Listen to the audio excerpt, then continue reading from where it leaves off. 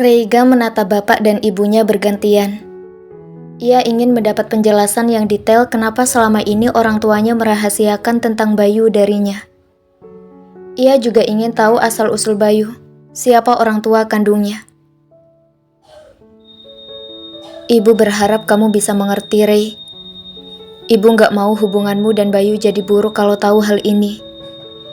Ibu merasa belum saatnya untuk kamu tahu. Reiga menatap Endah tanpa ekspresi. Reiga udah dewasa, Bu. Udah tahu bagaimana harus bersikap. Reiga tetap menganggap Mas Bayu adalah kakak Reiga meski kami lahir dari rahim yang berbeda. Dan bapak yang berbeda juga. Toto menatap tajam putranya. Dia anak dari musuh besar bapak. Dia anak hasil zina. Reiga beralih menatap ayahnya. Dulu ia sering bertanya pada hatinya, kenapa sang ayah memperlakukan Bayu berbeda dengannya? Kini ia tahu jawabannya. Yang jadi musuh besar bapak adalah ayah Mas Bayu, bukan Mas Bayu. Gak adil buat Mas Bayu karena selama ini bapak selalu memperlakukan dengan buruk. Toto tak terima jika ia dinilai buruk memperlakukan Bayu. Bapak memperlakukan dia dengan buruk. Bapak sudah membesarkan dia dari bayi. Bapak dan ibu mengangkatnya sebagai anak. Tapi apa yang dia lakukan? Dia tumbuh jadi anak nakal, bengal, dan dari kecil dia sudah menunjukkan tanda-tanda aneh dan gila. Dari kecil anak itu terkadang bicara sendiri.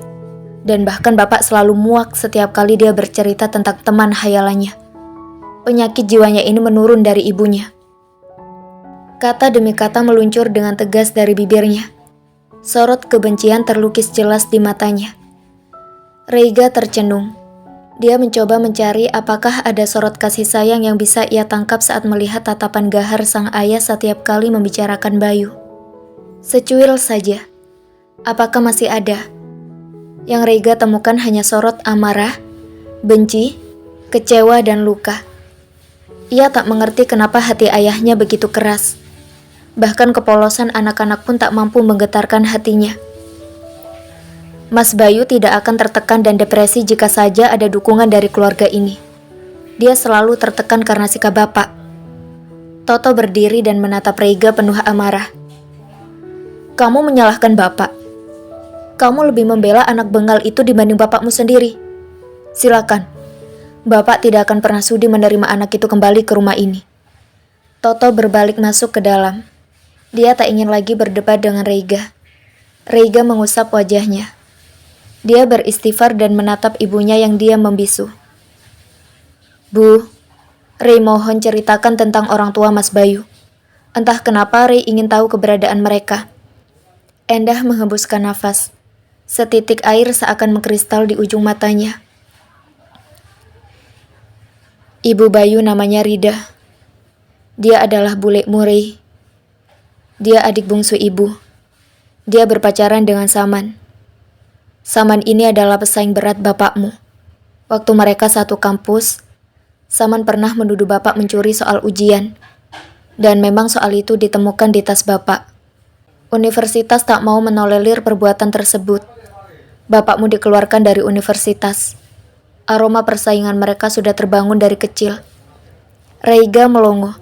Ia berpikir ayah Bayu adalah asli orang Purwokerto dan mungkin bisa ditelusuri jejaknya.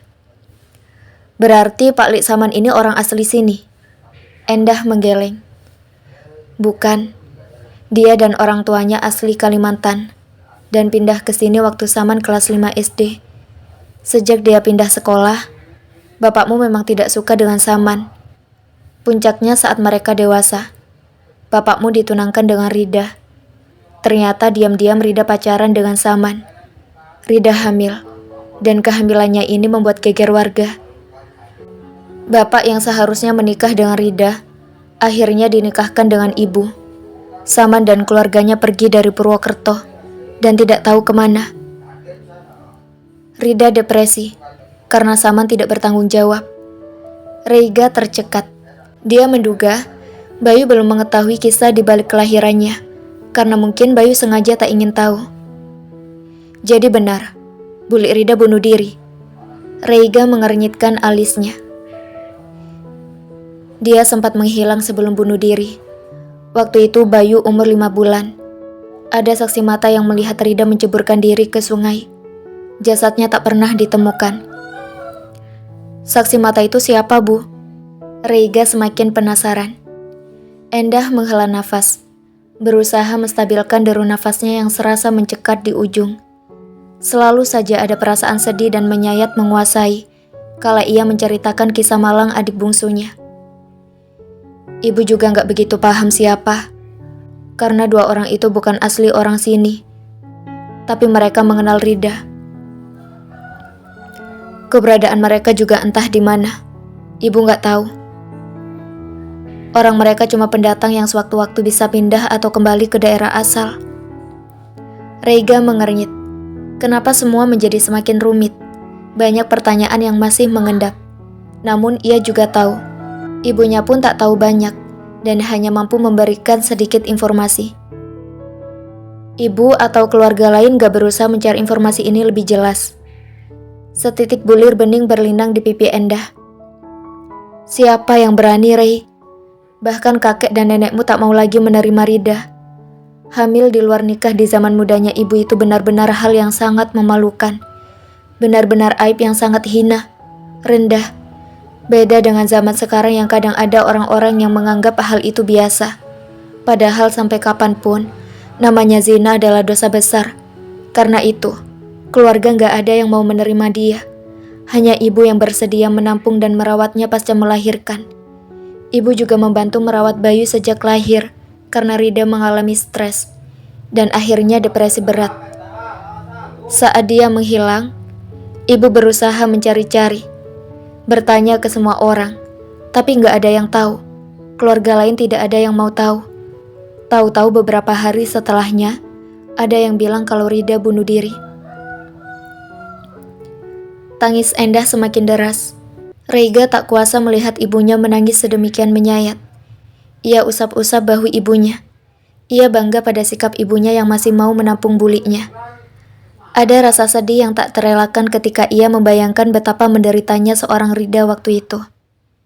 Sudah, Bu, jangan menangis. Maafkan Reiga yang bertanya soal ini. Ibu malah jadi menangis.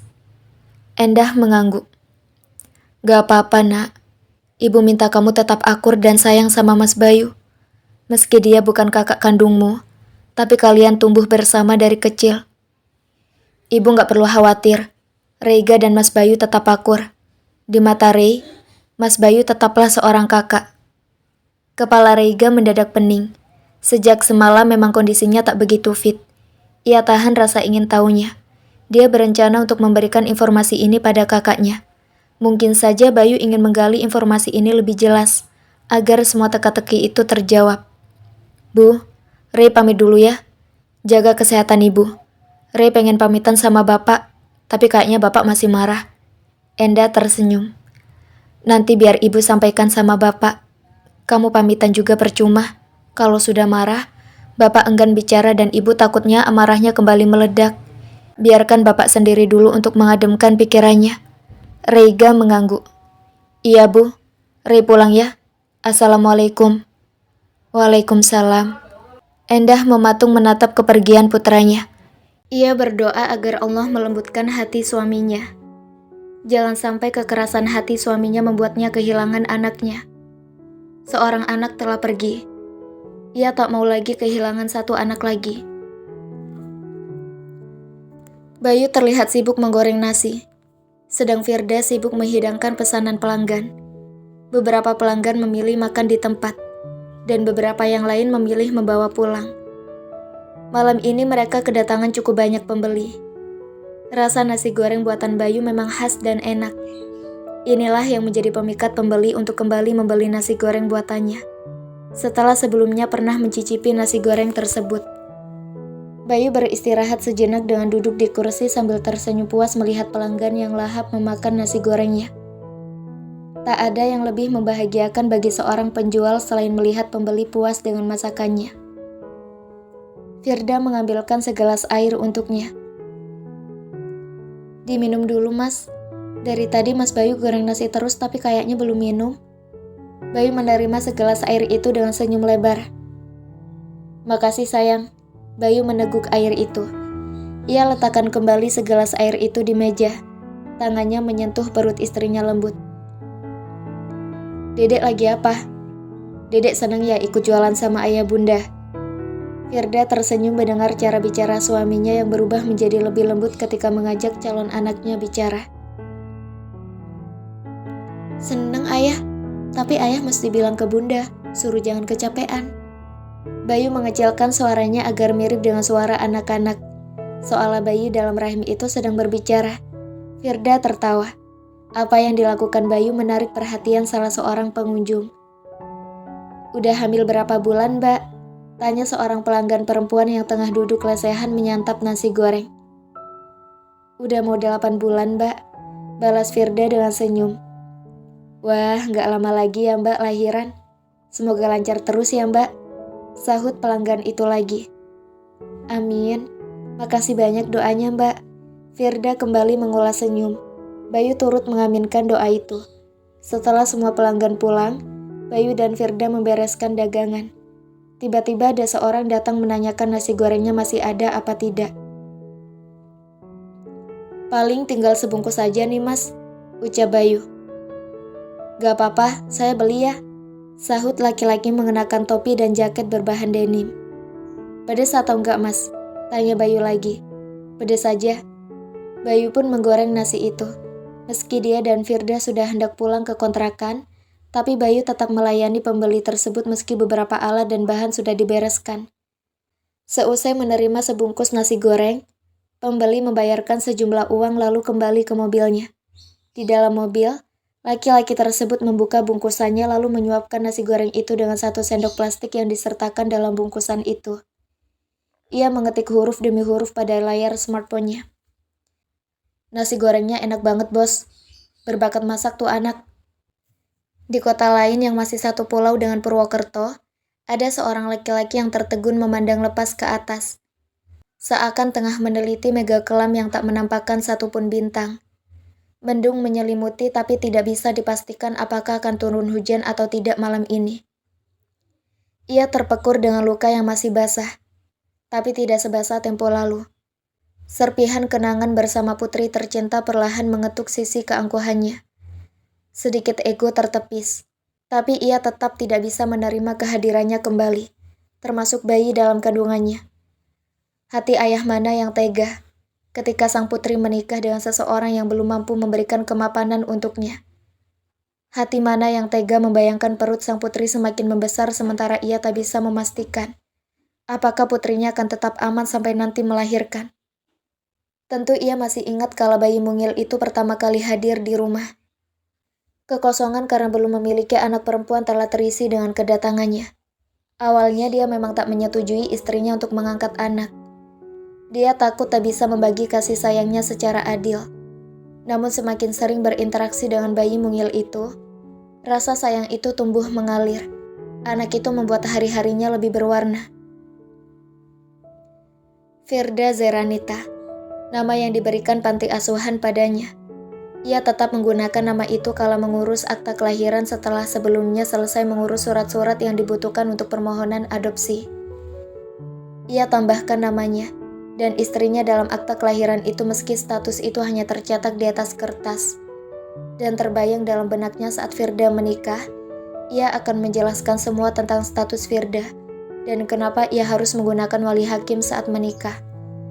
Lalu saat gadis kecilnya tumbuh besar dan benar-benar menikah, harapannya untuk memberitahu asal-usul Firda terpenuhi. Sayangnya tak pernah terbesit di benaknya bahwa semua itu terwujud dengan cara lain, di luar ekspektasi. Ia membayangkan bahwa dia, istrinya, dan putrinya akan duduk bertiga dalam suasana yang tenang dan damai. Ia akan membicarakan semuanya dengan lembut. Ia akan mengatakannya dari hati ke hati, dan bahkan bahunya akan ia siapkan untuk tempat bersandar putrinya. Kala ia menangis karena tahu bahwa ia bukan putri kandung kedua orang tuanya. Semua tak berjalan sesuai harapan. Ia memberitahu asal-usul putrinya dalam keadaan emosi dan begitu marah karena kesalahan fatal yang telah dilakukan putrinya. Bayi mungil itu, gadis kecilnya yang manis, telah mencoreng nama baik keluarga. Ia pulang membawa aib dan realita getir itu telah melukai hingga ujung terdalam. Seakan menerobos ambang batas rasa sakit yang bisa ia tahan. Ia hanya terlalu menyayangi putrinya, dan ia merasa gagal menjadi seorang ayah.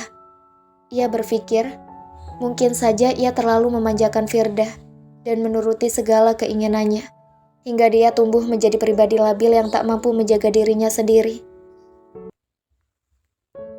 "Pa," panggilan dari istrinya membuyarkan renungannya. "Ya, Ma." "Makasih, Papa udah mau transfer uang ke rekening Firda meski lewat rekening Mama. Meski Papa nggak mau berterus terang sama Firda kalau Papa masih sayang, masih peduli, Mama tetap berterima kasih dan senang. Uang itu akan bermanfaat untuk persalinan Firda nanti." Tadi Mama telepon Firda. Katanya jualan nasi gorengnya laris sampai habis terjual. Mereka tengah berjuang merintis rumah tangga dari nol. Sebesar apapun kesalahan mereka di masa lalu, Allah pasti akan mengampuni selama umatnya benar-benar bertaubat nasuha. Papa membantu mengirim uang untuk biaya persalinannya. Bukan berarti Papa mau menerimanya lagi. Anak itu bukan darah daging Papa. Begitu juga bayi dalam rahimnya. Irwan menegaskan kata-katanya, lalu masuk ke dalam dengan perasaan terkoyak. Setegas apapun ucapannya, ia tak bisa memungkiri. Ia masih dan selalu menyayangi putrinya. Dina terpekur. Ia tahu perangai suaminya memang terlihat keras dari luar. Namun sebenarnya, hatinya begitu baik dan ia yakin suaminya masih menyayangi Firda dan akan selalu menganggapnya sebagai putrinya.